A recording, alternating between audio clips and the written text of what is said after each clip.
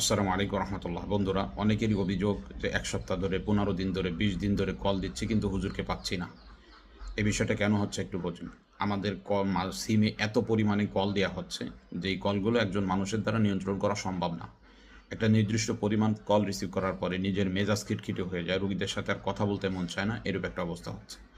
আজকে থেকে আমরা সিদ্ধান্ত নিয়েছি, আপনারা যদি এটা ফলো করেন তাহলে সবার জন্য সহজ হবে এবং সবাই আমাকে পাবেন। সেটা হলো, আপনার যেই কোনো প্রয়োজনে আমাকে মেসেজ করেন।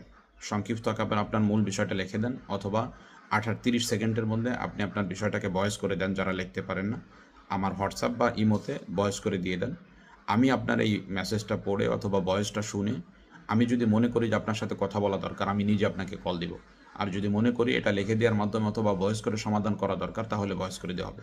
এজন্য সকলকে অনুরোধ করা হলো, আমাদের সিমে কল না দিয়ে আপনি হোয়াটসঅ্যাপ বা ইমোতে মেসেজের মাধ্যমে যোগাযোগ করেন। আসসালামু আলাইকুম রহমতুল্লাহ।